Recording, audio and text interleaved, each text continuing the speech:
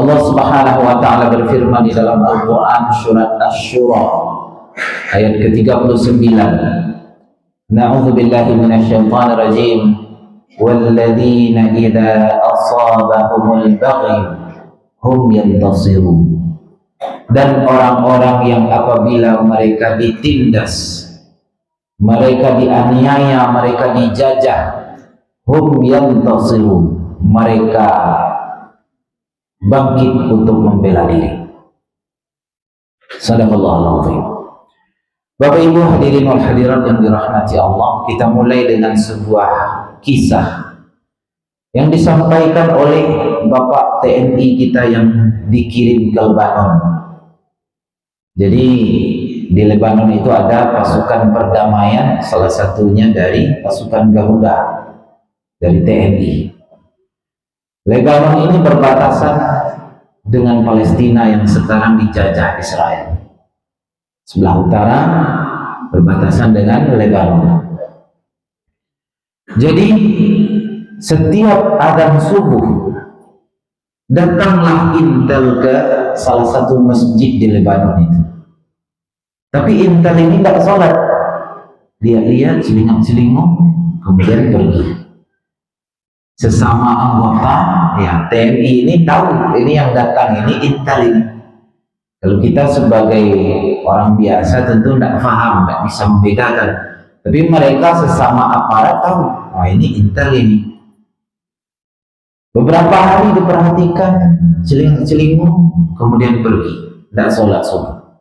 Tapi dia datang setiap subuh itu melihat ke masjid. Kemudian ditangkap oleh pasukan Garuda dan ditanya, saya tahu kamu ini intel ini. Kenapa kamu mata-matai orang salat subuh? Ya, salat subuh tidak, gitu. Kenapa tidak salat subuh saja sekalian? Kemudian kata yang ditangkap ini, saya bukan orang Islam, Pak. Bagaimana saya akan salat subuh? Terus apa yang kamu lakukan di sini? Menjalankan tugas, Pak. Untuk mengirim laporan saja. Apa tugasnya? Memantau orang yang sholat subuh, Pak. Memang kenapa orang sholat harus dipantau pula? Dia mengatakan, selama umat Islam sholat subuhnya masih seperti ini, kami orang Yahudi aman. Tapi kalau sholat subuhnya sudah ramai, apalagi tadi disampaikan Ustaz Sobir, seramai sholat Jumat, itu kami dalam bahaya berarti.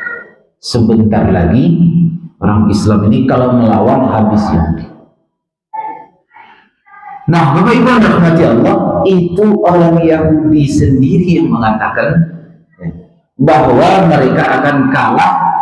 Tolak ukur atau barometernya apa? Sholat subuhnya orang Islam.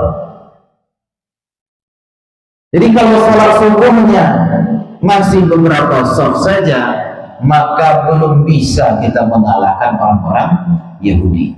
Bapak Ibu tahu sekarang berapa jumlah orang Islam itu sedunia itu berapa jumlah? Populasi umat manusia hari ini 8 miliar. Ada 8 miliar orang yang hidup sekarang ini. Orang Islamnya 2,5 miliar. Bahkan sekarang menurut survei sudah menjadi agama terbesar di dunia, mengalahkan Kristen. 2,5 miliar. Bayang deh Bapak Ibu. Orang Yahudi hari ini 20 juta. Mana banyak 2,5 miliar dari 20 juta? Istilahnya mohon maaf Bapak Ibu yang kecil Pak Yusuf Kala, pipis saja orang Islam ke Israel itu banjir di sini. 2,5 miliar Pak. Tapi hari ini siapa yang menguasai dunia hari ini, peradaban dunia bumi hari ini? Yahudi. Ekonomi dikuasai Yahudi, pendidikan dikuasai Yahudi, geopolitik semuanya Yahudi yang menentukan. Sampai ke persoalan kecil-kecil kemarin, soal dolar kemarin yang heboh, Yahudi yang bermain.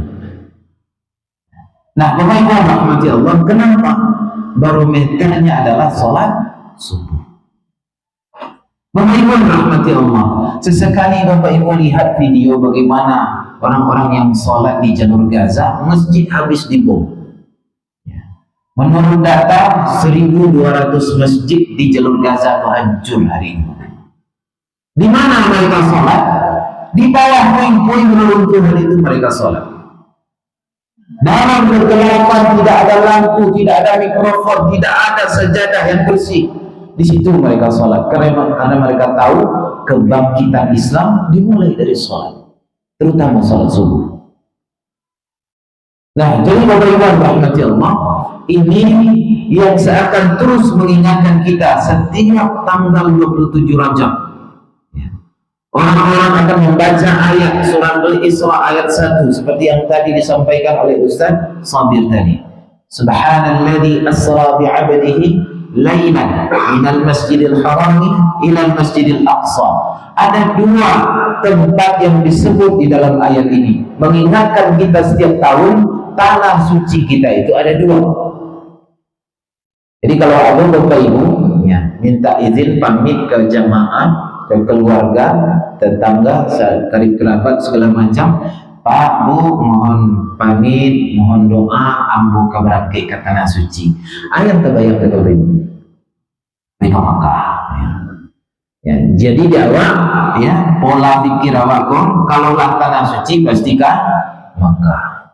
Padahal Al-Quran menyatakan tanah suci kita dua, minal masjidil haram ilal masjidil aqsa.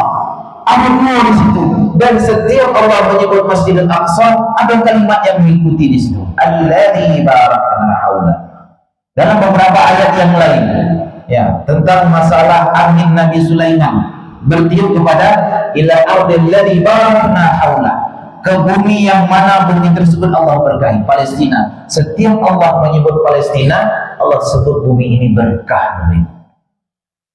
Ya, jadi Bapak Ibu rahmati Allah, sekarang bumi yang berkah tersebut ya dijajah, diproklamasikan oleh orang-orang Yahudi. 1948 berdiri negara Israel Raya, dan sampai sekarang belum lagi merdeka. Satu-satunya negara di dunia ya yang sampai sekarang dijajah.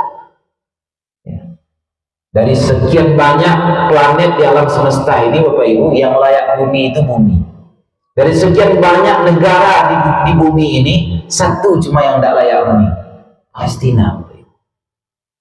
Sekarang kondisinya krisis air minum, krisis tempat tinggal. Sekarang bulan Januari ini musim dingin, Bapak, tinggal di tenda.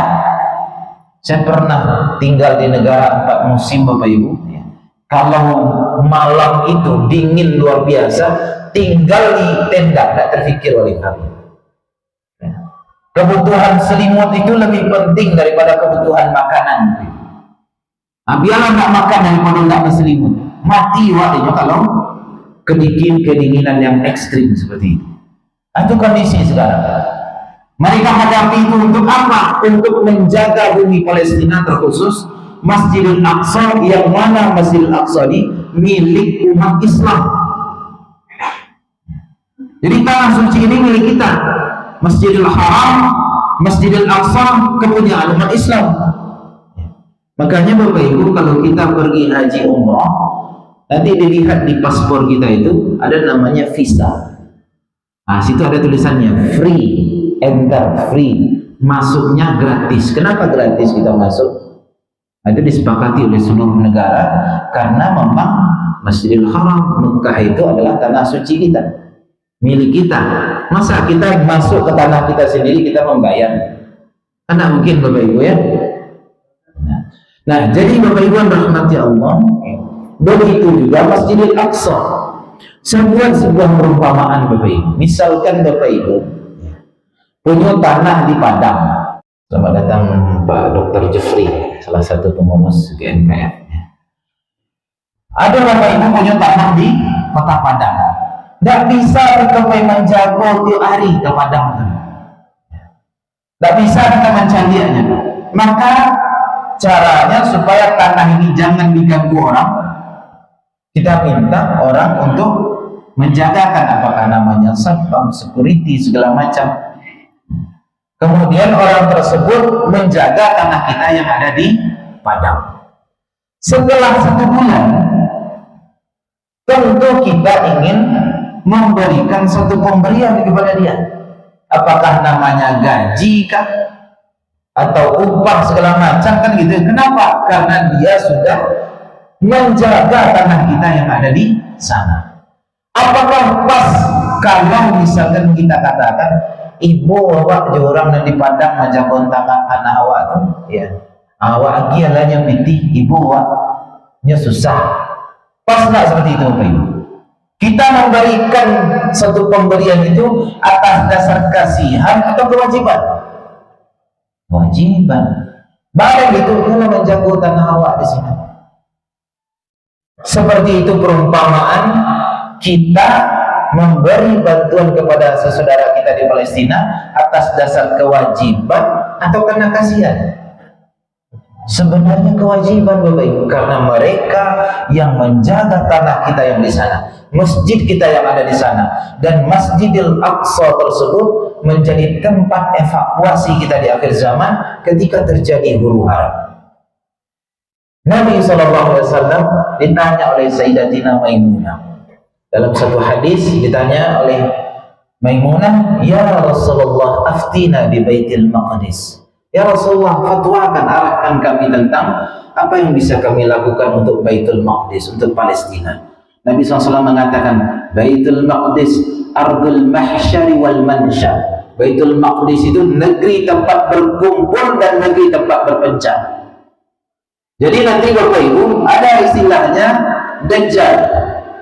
Itu yang sering kita baca doa ya, di dalam sholat ataupun di luar sholat. Allahumma inni a'udzubika min fitnatil qubur, fitnatil mahsyar, fitnatil mahya wa mamat, fitnatil masiihid dajjal. Siapa Dajjal itu yang kita sebut-sebut?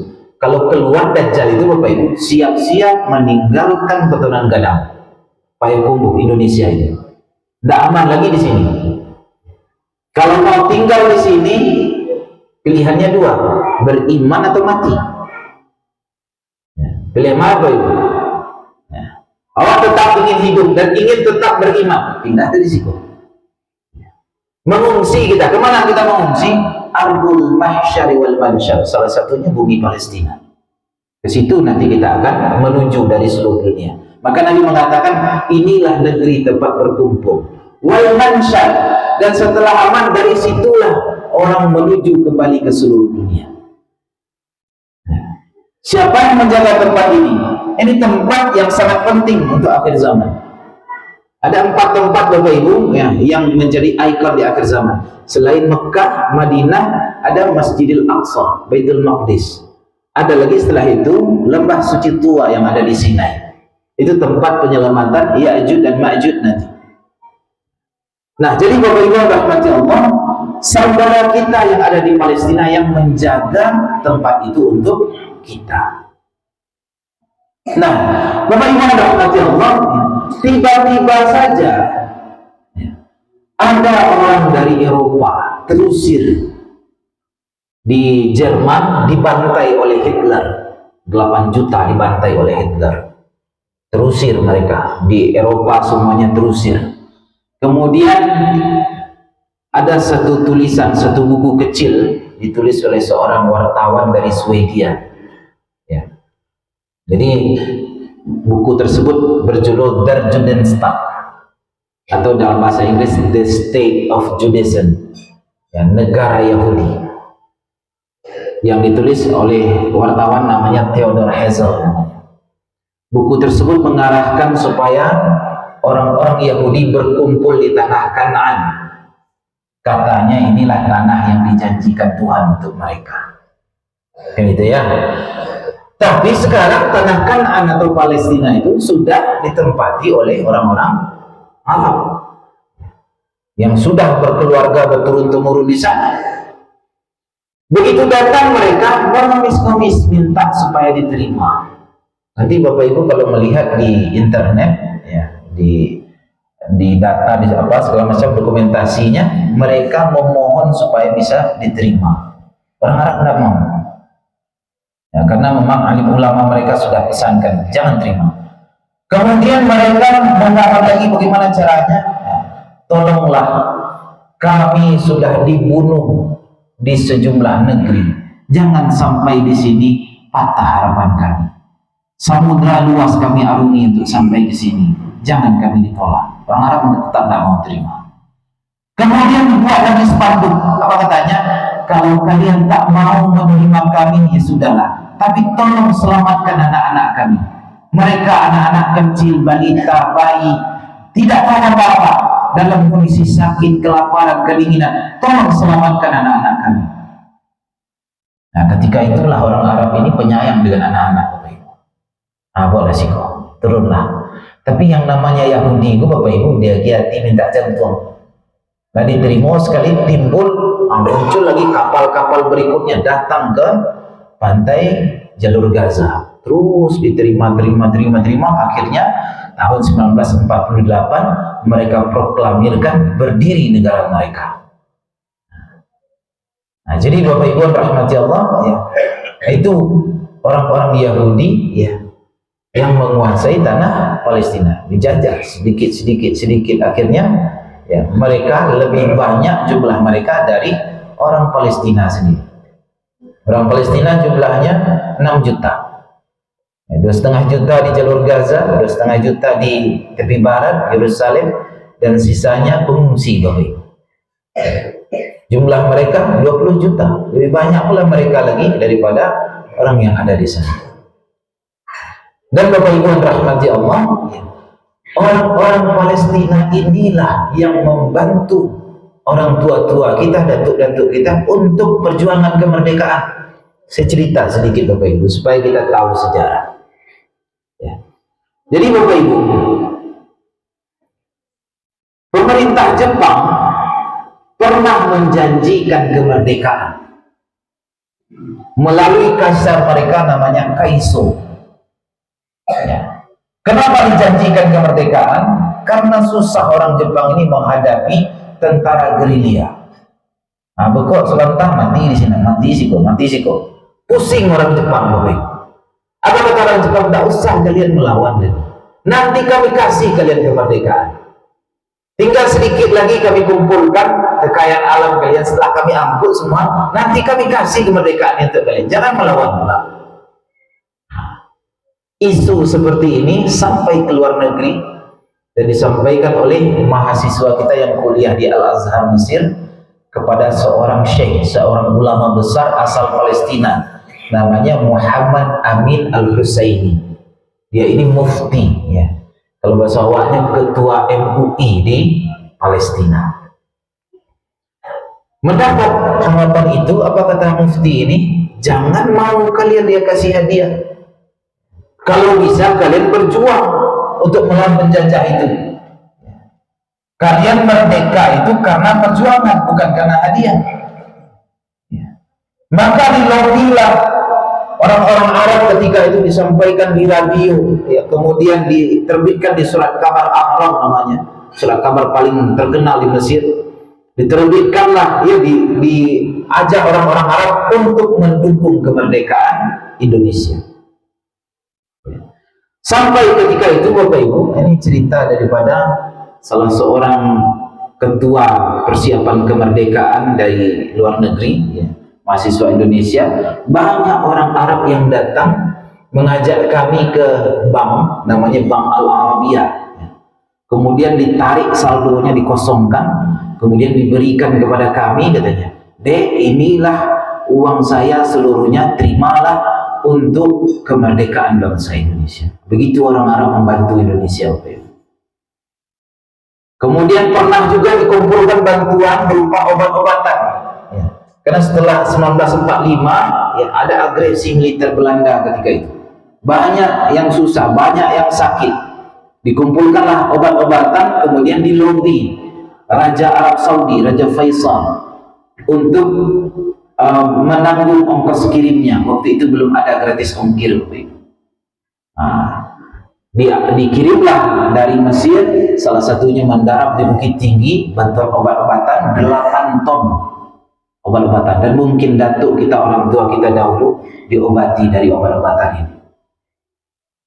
Nah, maka begitu Indonesia merdeka, salah satu isi daripada pembukaan Undang-Undang Dasar 1945 ada di situ amanah konstitusi.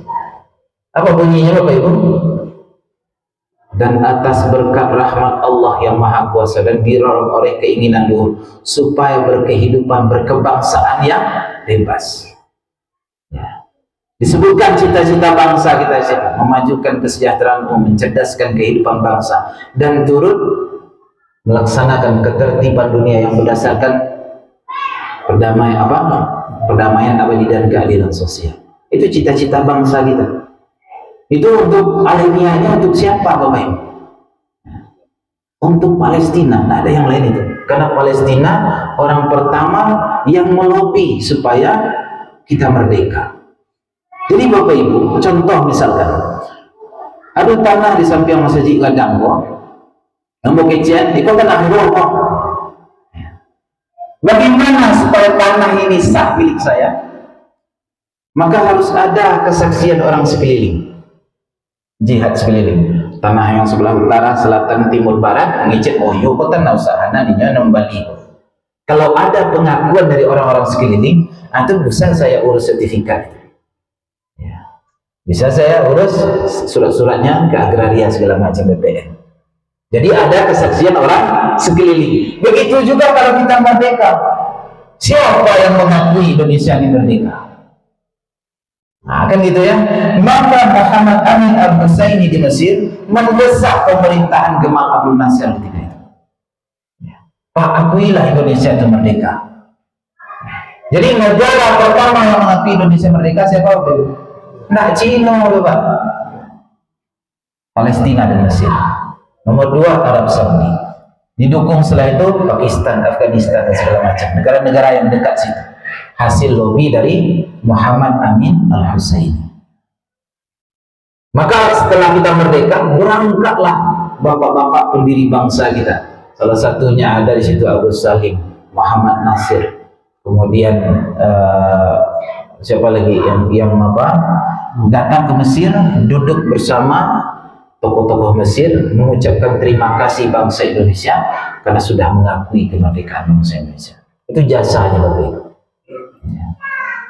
Nah, Bapak Ibu yang dirahmati Allah, maka disebutkan bangsa yang besar, bangsa yang menghormati jasa-jasa pahlawan. Itulah pahlawan kemerdekaan kita. Dan Bapak Ibu yang dirahmati Allah, makanya di awal perjalanan bangsa kita, Presiden Soekarno pernah ada tahun 1962 terjadi Asian Games di Jakarta. Seluruh negara di Asia mengirim atletnya untuk datang ke Indonesia bertanding. Itulah cikal bakal dibangunnya Gelora Bung Karno ketika itu. Nah, khusus untuk Israel, Indonesia tidak mau mengeluarkan visa. Nah, kalian datang ke situ. Jijik bangsa Indonesia dengan Israel. Itu kalau kita baca sejarah 1965 pernah Indonesia ini ikut Piala Dunia Bapak Ibu. Pernah ada sejarah itu Bapak Ibu.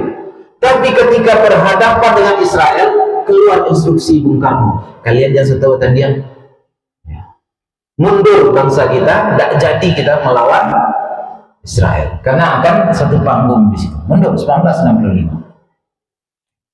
Nah, jadi Bapak Ibu rahmati Allah, Bung Karno pun pernah berpidato selama kemerdekaan bangsa Palestina belum lagi terjadi, belum lagi diserahkan bumi Palestina ini kepada orang Palestina, maka selama itu bangsa Indonesia berdiri menentang penjajahan Israel. Itu pidato Bung Karno tahun 1965. Karena memang sejarah yang sangat besar jasa orang-orang Palestina terhadap kemerdekaan bangsa kita. Sekarang kita sudah merdeka. Berapa tahun kita merdeka Bapak Ibu?